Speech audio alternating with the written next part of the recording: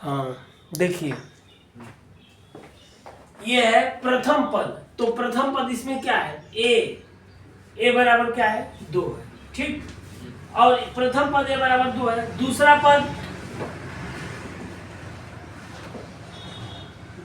पद क्या है 4 है, ठीक ना। तो सार्वंतर डी क्या हो जाएगा 4 माइनस 2 बराबर 2 हो जाएगा, ठीक। और अंतिम पद क्या है, अंतिम पद यल बराबर क्या, अंतिम पद 50 है, ठीक ना। तो फिर अंत से 8वां पद लिखेंगे, अंत से 8वां पद, ठीक ना। अंत से 8वां पद का सूत्र क्या होता है, l minus r minus 1 into d. तो बस इसी पर लिख दीजिए। अब लिखेंगे अंत से इतने का अंत से 8वां पद निकालना है, तो इतने लिखेंगे अंत से 8वां पद, 8वां पद। तो जहां आर है वहां 8 कर दीजिए, इसको लिख दे रहे हैं 8 माइनस 1 इंटू डी। अब यल का मान रख दीजिए, यल का मान 50 है, माइनस 8 माइनस 1 अब गुणे डी का मान क्या है 2 है। तो 50, ये 50 हो जाएगा, माइनस ये 8 में से 1 गया 7, 7 गुणे 2, ये 50 माइनस 14, तो क्या हो जाएगा 36। बस ये आंसर आ गया 36, कोई दिक्कत नहीं, हो गया। इसी तरह से दूसरे का निकालिए।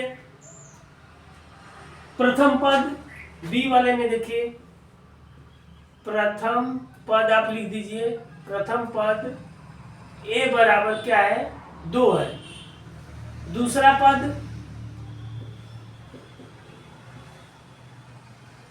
पद क्या है 6 है। तो डी बराबर क्या हो जाएगा 6 माइनस 2, ये 4 हो जाएगा, ठीक ना। और अंतिम पद एकदम सेम, अंतिम पद यल बराबर क्या हो जाएगा 86। तो अंत से 8वां पद का सूत्र लिखिए, अंत से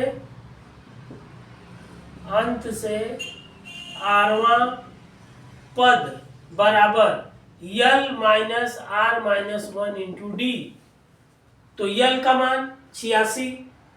अब देखिए, अब क्या करेंगे, अंत से 15वां लिखा है तो लिख दीजिए यहाँ पर, अंत से आर की जगह 15। एकदम देखिए आसान भाषा में बता रहे हैं, एकदम समझिए कि एकदम लाइन बाय लाइन और सबसे आसान भाषा में देखिए बता रहे हैं। अंत से 8वां पद, अंत से 8वां पद का सूत्र क्या होता है l minus r minus 1 into d, ये डी है, समझ में आया। तो यहाँ सवाल में क्या कह रहा है कि अंत से 15वां पद, तो अंत से 15वां, आर की जगह 15, आर की जगह 15। अब इस सवाल में जहां आर है वहां 15 कर दीजिए, बस 15वां पद। एकदम आसान, देखिए एकदम आसान हो जाएगा ये। अब देखिए यल माइनस 15 माइनस 1 गुणे डी। अब क्या करिए, यल का मान रख दीजिए और डी का मान रख दीजिए, कोई दिक्कत नहीं है। यल का मान क्या है 86 है, माइनस 15 माइनस 1, असामांतर डी कितना निकाले हैं 4 निकाले हैं, क्या दिक्कत है। 86 माइनस 15 में से गया 14 गुणे 4, 14 में 4 गुणा करिए, 14 चौको 56, हाँ 56, तो कितना हो जाएगा 0, 8 में 3, 30। बस आ गया उत्तर। अब बताइए कितना आसान है, इसको लगाएंगे आपका नंबर तुरंत नंबर मिल गया, बताइए, ठीक, कोई दिक्कत नहीं है। ऐसा ही धीरे धीरे लगाते रहिए, सब आता रहेगा आपको। 30 आ गया, बताइए क्या दिक्कत है इसमें, कोई दिक्कत नहीं है। अब सी वाला देखिए, एकदम सब आसान लगेगा, बस सवाल को लगाइए। जब आप रास्ते में चलेंगे तो मंजिल खुद मिल जाएगी, समझ लीजिए। जब रास्ता में चलेंगे ही नहीं तो मंजिल मिलेगी ही नहीं, समझिए। हाँ अब देखिए इसमें क्या करिए, प्रथम पद लिख लीजिए, प्रथम पद ए बराबर 5/6। दूसरा दूसरा पद क्या है, 1 है, दूसरा पद 1 कर दीजिए। तो सार्वधातुक निकाल दीजिए,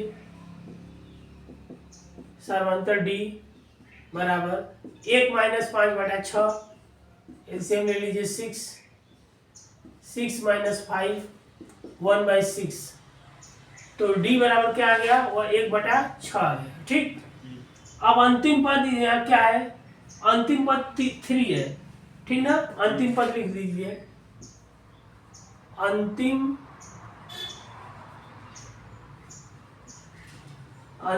पद यल बराबर 3। अब अंत से छठवां पद निकाला, तो सूत्र लिखिए, अंत से 8वां पद लिखिए यहाँ पर, अंत से 8वां पद, अंत से 8वां पद l minus r minus 1 into d. अब क्या करिए, यल का मान 3 कर दीजिए, माइनस आर की जगह पर क्या आ जाएगा, 6 माइनस 1, और डी का मान क्या है, डी का मान 1/6 है। ठीक, ये हो जाएगा 3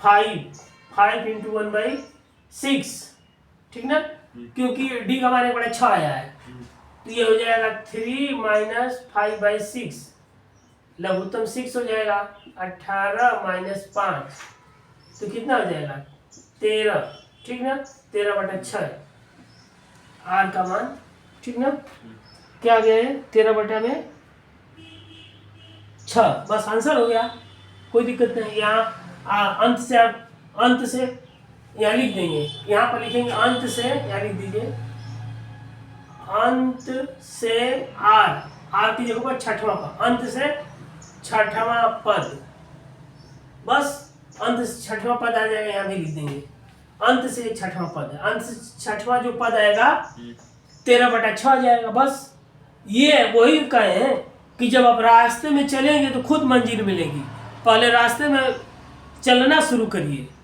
सवाल को लगाइए, जब सवाल को लगाएंगे तो धीरे धीरे सब आपको आएगा, जब सवाल लगाएंगे ही नहीं तो सवाल आएगा ही नहीं।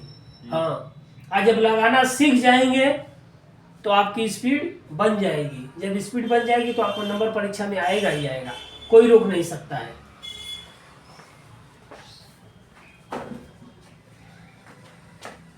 ठीक, अब ऐसे ही इस तरह का सवाल को लगाइए धीरे धीरे। अब इसे जो सवाल बताए हैं एक एक सवाल को 2-2 बार लगाइए, अभ्यास करिए। मैथ जो है, मैथमेटिक्स अभ्यास से ही आता है, जो जितना है मैथ सबसे ज्यादा अभ्यास मांगता है, अगर जिसको मैथ आएगा उसी को फिजिक्स आएगा, क्योंकि मैथ पर ही आधारित फिजिक्स है। ठीक, तो मैथ सबसे ज्यादा अभ्यास मांगता है, अगर मैथ आपको आने लगेगा तो फिजिक्स भी आने लगेगा, कोई दिक्कत नहीं। हाँ।